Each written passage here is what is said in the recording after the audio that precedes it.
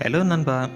நம்ம எல்லாருமே கஷ்டமான சூழ்நிலையை சந்திச்சிருப்போம். அந்த சிச்சுவேஷனில் நம்மளுக்கு நம்ம தான் இந்த உலகத்திலேயே கஷ்டப்படுறோம்னு ரொம்ப கஷ்டப்படுறோம்னு நினைப்போம். ஆனால் நம்மளை விட ரொம்ப கஷ்டப்படுறவங்கள சந்திச்சதுக்கப்புறம் நம்ம படுற கஷ்டம்லாம் பரவாயில்லைன்னு நினைப்போம். கஷ்டத்துலேயும் பாசிட்டிவாக திங்க் பண்ணி அந்த கஷ்டத்தை ஓவர் கம் பண்ணுற 7 ஸ்டெப்ஸ் தான் நம்ம இந்த வீடியோவில் பார்க்க போகிறோம். Number 1, practice gratitude.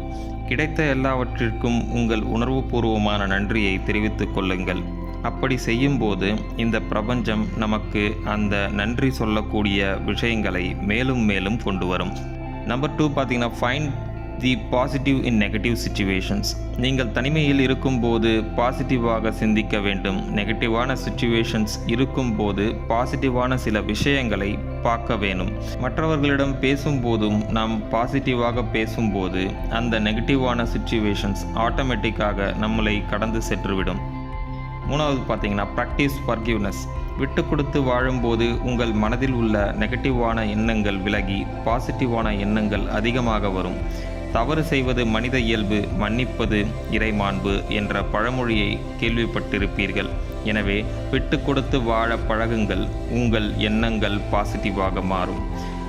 4th point, take care of your self. Your health is more important. உங்கள் ஹெல்த் தான் உங்களுக்கு ரொம்ப ரொம்ப முக்கியமானது. நீங்கள் உங்கள் ஹெல்த் ஃபோக்கஸ் பண்ண நீங்கள் ஆட்டோமேட்டிக்காக நீங்கள் சந்தோஷமாக இருக்க வாய்ப்பு அதிகமாக இருக்குது. உங்களை நீங்கள் பார்த்துக்கலன்னா வேறு யாரும் உங்களை பார்த்துக்க மாட்டாங்க. அதனால் உங்கள் ஹெல்த் மேலே முதல் ஃபோக்கஸ் பண்ணுங்கள். Number 5, set and achieve goals. உங்களுக்குன்னு ஒரு கோல் செட் பண்ணுங்கள். அதை முயற்சி செஞ்சுக்கிட்டே இருங்க. அப்பப்போ அதில் வெற்றி அடையுங்க. ஸோ அந்த வெற்றி பார்த்திங்கன்னா உங்களுக்கு மேலே மேலே பாசிட்டிவ் திங்கிங் கொண்டு வரும். அதன் மூலயமா நீங்கள் இன்னும் பெரிய கோல்ஸை செட் பண்ணி அச்சீவ் பண்ணிக்கிட்டே இருப்பீங்க. உங்கள் பாசிட்டிவ் ஆட்டிடியூட் வளர்ந்துக்கிட்டே இருக்கும். Number 6, practice mindfulness. Living in the present is very important. நீங்கள் அதுக்கு பார்த்தீங்கன்னா இந்த ப்ரெசன்ட் மொமெண்ட்டில் அவேர்னஸாக இருக்கணும். அப்படி இருக்கும்போது நம்ம சுற்றி இருக்கும் நெகட்டிவ் சிச்சுவேஷன்ஸ் ஆட்டோமேட்டிக்காக விலகி நமக்கு பார்த்திங்கன்னா ஒரு பாசிட்டிவான சூழ்நிலை ஏற்படும்.